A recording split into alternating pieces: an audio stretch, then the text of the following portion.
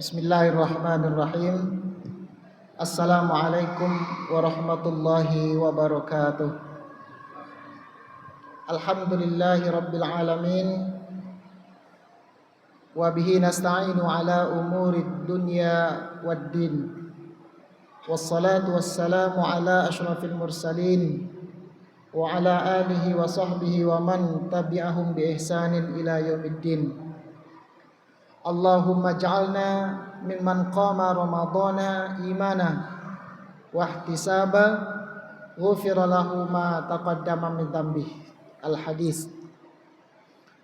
Jamaah qaimin dan qaimat sidang jamaat salat tarawih Masjid Taqwa semuanya semoga dirahmati Allah Subhanahu wa taala. Alhamdulillah, kembali kita nikmati malam yang ke-7 ke-6 ya? 6 ya, terlalu cepat. Malam ke-6 pelaksanakan ibadah tarawih pada tahun ini.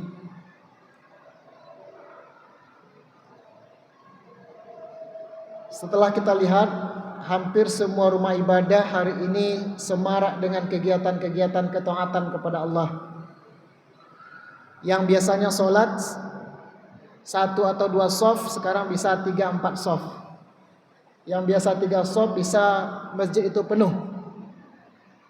Lalu saya sampaikan kepada pengurus masjid, Bapak gak usah khawatir, karena hal ini tidak akan berlangsung lama. Insya Allah secara alamiah, secara alami jamaah itu akan mengalami penyusutan. Satu persatu tidak lagi akan bisa bergabung dengan kita sampai perjuangan akhir, yaitu di malam 30 atau 29 Ramadan. Bapak Ibu sekalian, berdasarkan pengalaman kita dalam melaksanakan ibadah Ramadan, rupanya kita sudah dapat kunci, sudah dapat rahasia siapa yang akan kita temui di 10 malam terakhir Ramadan. Ketika kita salam ke kanan, wajah siapa yang akan kita lihat? Salam ke kiri, wajah siapa, saudara kita yang mana yang kita lihat? Jawabannya adalah yang akan kita temui 10 malam terakhir Ramadan adalah yang akan kita temui dan selalu kita temui dalam waktu sholat subuh, yang akan kita temui dalam sholat zuhur, dan yang akan kita temui dalam sholat-sholat fardu yang lain. Intinya adalah kita akan tahu siapa yang bertahan, yaitu orang-orang yang senantiasa menjaga sholat-sholat fardunya, yang selalu datang ke masjid. Orang itulah yang akan bertahan.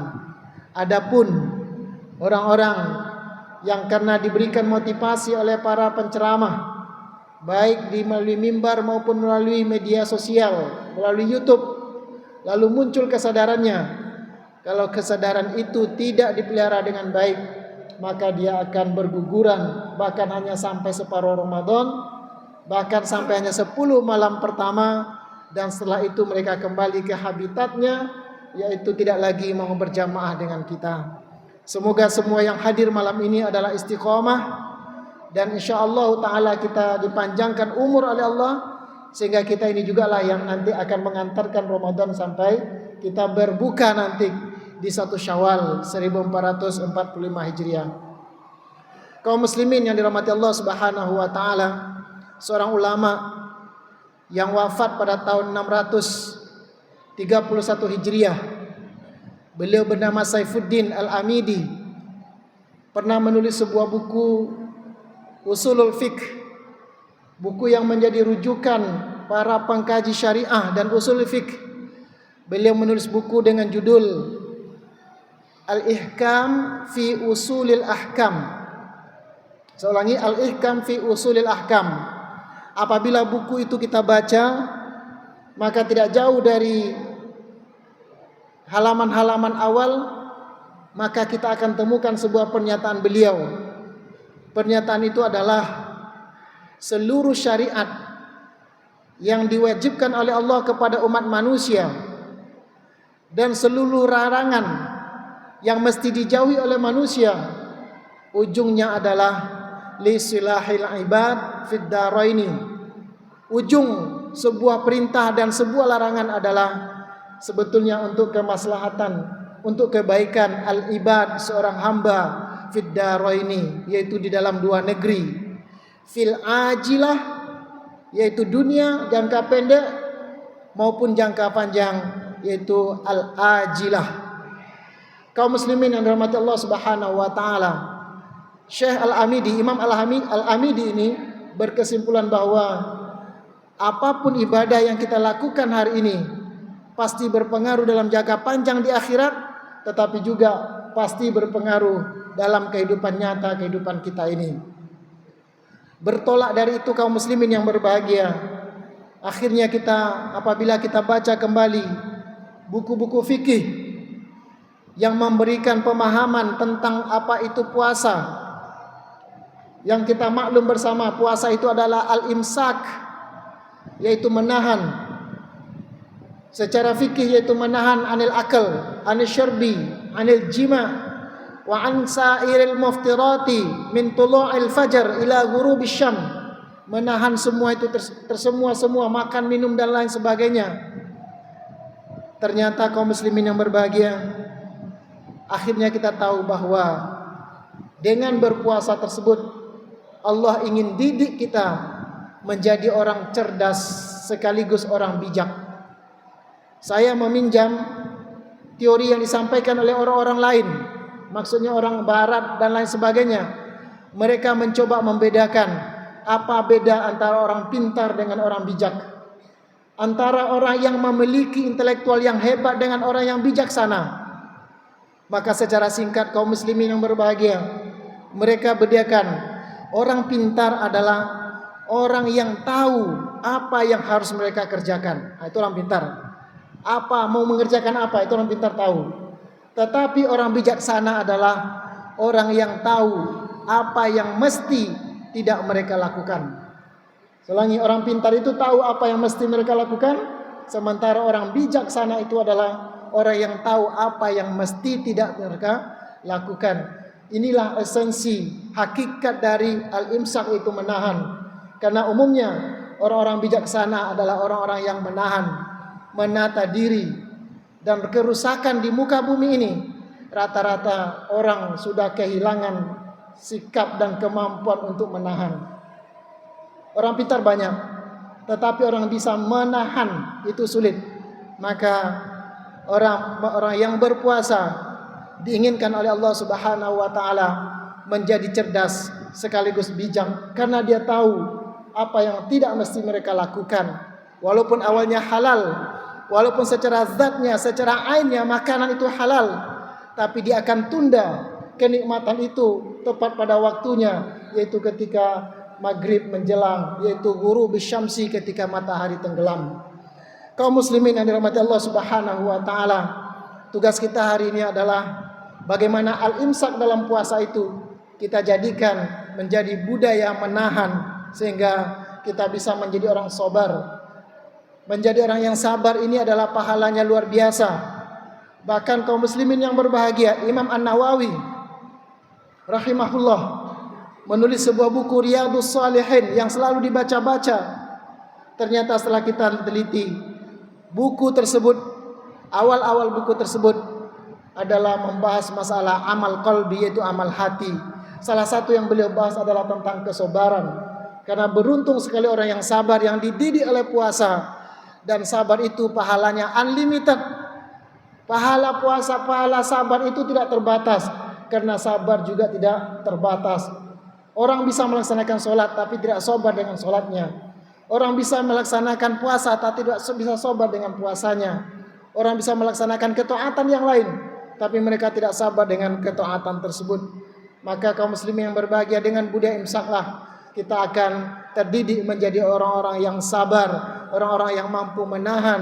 Dan apabila semakin bisa kita menahan, semakin nampak kedewasaan kita, dan semakin bijaksanalah kita. Dan akhirnya apa yang kita buat itu bukan berdasarkan hanya kepada akal semata, tetapi kita dialogkan akal dengan hati. Karena itu antara rasa dan perisa, antara perisa dan rasa, kita harus dialogkan sehingga keputusan kita dan cita-cita kita itu betul. Kaum muslimin dirahmati Allah Subhanahu wa taala, itu yang pertama.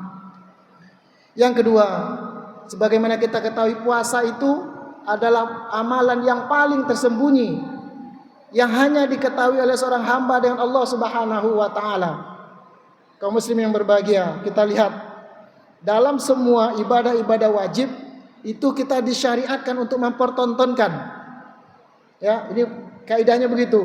Kalau amal-amalan wajib kita disyariatkan untuk mempertontonkan kepada orang lain. Tetapi untuk amal-amal sunnah, nawafil, tatawu itu kalau bisa disimpan. Contoh, kita tidak boleh tidak datang ke masjid. Artinya enggan datang ke masjid untuk menunjukkan kita salat berjamaah karena kita takut riya.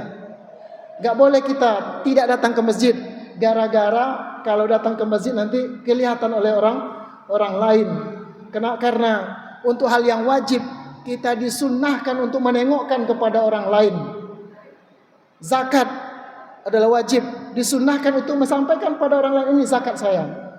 Tetapi yang amalan sunnah itu dianjurkan supaya kita tutup.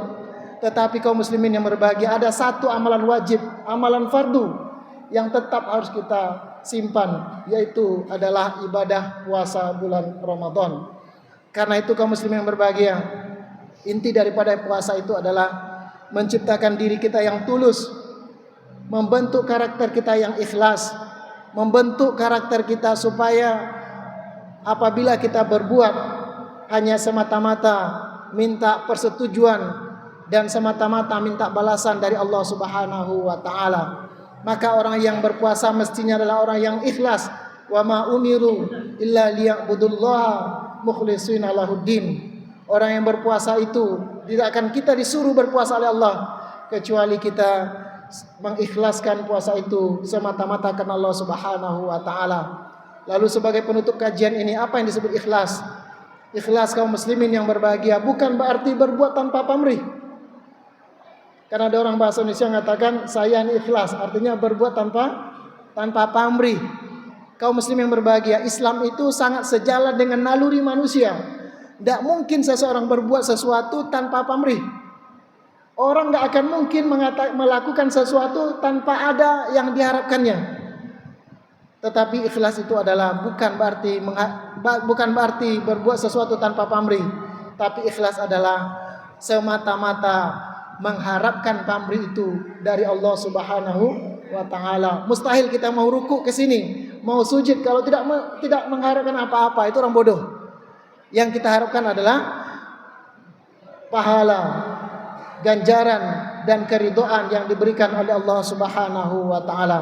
Kaum muslim yang berbahagia, semoga Allah bantu kita untuk mendidik orang menjadi orang dewasa, menjadi orang bijaksana, sekaligus menjadi orang-orang yang ikhlas, yang apabila kita berbuat tidak akan mudah kecewa.